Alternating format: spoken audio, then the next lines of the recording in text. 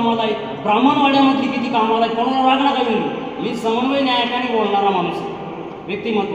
ज्यावेळेस फर्स्ट तिथं कामगार लागत होता त्यावेळेस मी ॲप्लिकेशन केलं. That time I will pass SSC examination in 1980 and got 75% in SSC examination. पण माझ्याकडे पैसा नव्हता, मला कामाला नाही घेतलं रामकृष्ण आहे. मी विषय सोडून दिला. नंतर मी माझ्या राहिलेल्या आयुष्यामध्ये ज्यावेळेस मी तिथे कॅन्डिडेट झालो, सभासद झालो, तर मी रत्नागिरी किंवा अनेक भागातून अनेक सभासद तिथे संस्थेला मिळून दिली, अनेक कर्ज मिळून दिली, कोणाचंही थकीत ठेवलं नाही. आणि शेवटला मी थकीत राहिलो. त्यावेळेस वसुली करायला येणाऱ्या अधिकाऱ्यांनी काय काय शब्द केले, कोण म्हणजे याच्या 2 मुली लग्नाला आल्यात, हा काय पैसे भरणार आहे, तो काय पैसे भरणार आहे. ही प्रवृत्ती वसुली अधिकाऱ्यांची 1 नंबर चुकीची आहे. कुठलीही संस्था असू द्या, कोणाच्या लेकराबाळावर गोरगरिबावर असं अन्याय करणं हे कायद्याच्या न्याय देवतेने सांगितलेलं नाही. आणि आता जो आमचा उमेदवार आहे माझा पुतण्या, त्याला 100% याच्या पाठीमागं आम्ही संपूर्ण गाव हे हिरिंग आणि 100% हा माझा दावा आहे. या रामदास स्वामीची शपथ घेऊन सांगतो. रामकृष्ण आणि माझे शब्द संपवतो. मी शारदा बाळकृष्ण गायकर, मुक्काम पोस्ट ब्राह्मणवाडा, तालुका अकोले, जिल्हा अहमदनगर. यशोमंदिर सहकारी पतपेढी 2025 आणि 2030 या होऊ घातलेल्या ह्या निवडणुकीच्या माध्यमातून आज पंतनगर येथे दत्त मंदिराच्या इथे या मीटिंगचं आयोजन करण्यात आलेलं. आणि या मीटिंगच्या आयोजनामध्ये असं उमेदवारांची नावं डिक्लेअर करण्यात आली. आणि आज आपण बघतोय गेली 15 दिवसापासून आज हा प्रचार चालू आहे की विरोधक आणि संस्थापक, बाकीचे आजी माजी संचालक मंडळ यांना आम्ही सगळ्यांना डॉक्टर संकेत धुलोळे यांनी एकत्रित येण्याचा घाट घातला. परंतु त्यावेळेस हे आजी माजी संचालक आले नाही. त्यावेळेस त्यांनी ती मीटिंग उधळून लावली आणि त्यांना हे करायचंच होतं, हे इलेक्शन हे त्यांना लावायचंच होतं. आमची सर्वांची इच्छा होती की हे इलेक्शन बिनविरोध झालं पाहिजे, संस्थेचे 1 कोटी वाचले पाहिजे. परंतु त्यांना ते करायचं नव्हतं. त्यांनी अध्यक्ष डॉक्टर संकेत धुलोळे यांना बाहेर काढण्यासाठी हे कटकारस्थान गेली 6 महिन्यापासून चालू होतं. आज जो माणूस एवढा आज यशोमंदिरचा संस्थापक म्हणतात, परंतु ज्या संस्थापकाची आज मधुकर सहकार पतपेढी आहे, 1 पतपेढी त्यांना चालवता येत नाही, तर आज ह्या 17-18 शाखेचा व्यवहार ते कसे सांभाळणार. मी या सभासदांना प्रश्न करते. आणि येणाऱ्या 6 तारखेला जनसेवा पॅनलला आम्हाला सहकार्य करा आणि जास्तीत जास्त मतांनी निवडून द्या.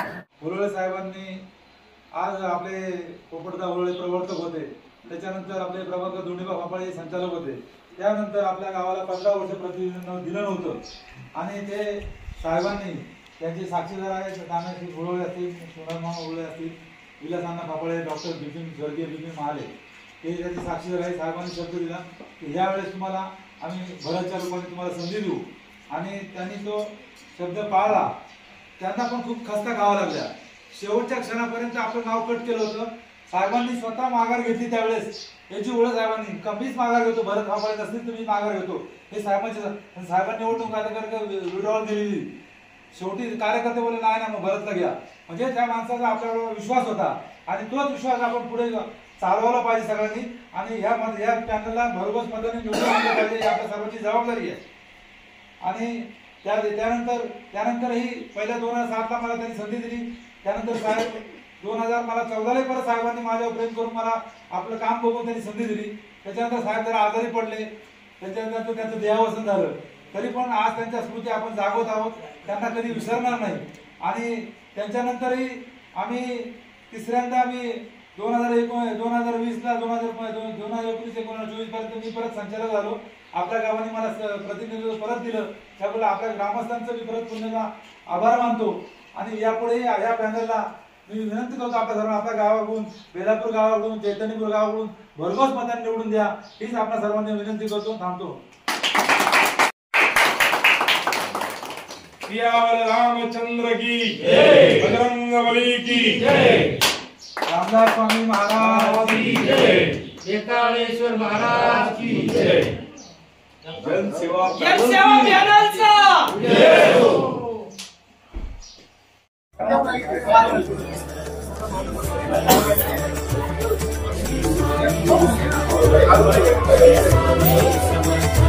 छत्रपती श्री शिवाजी महाराज की जय भवानी.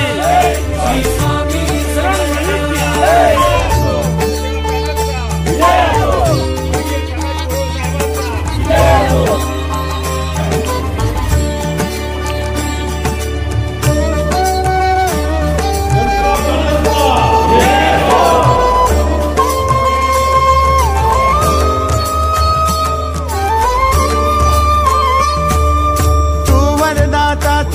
त्राता भाग्य विधाता श्री स्वामी समर्थ श्री स्वामी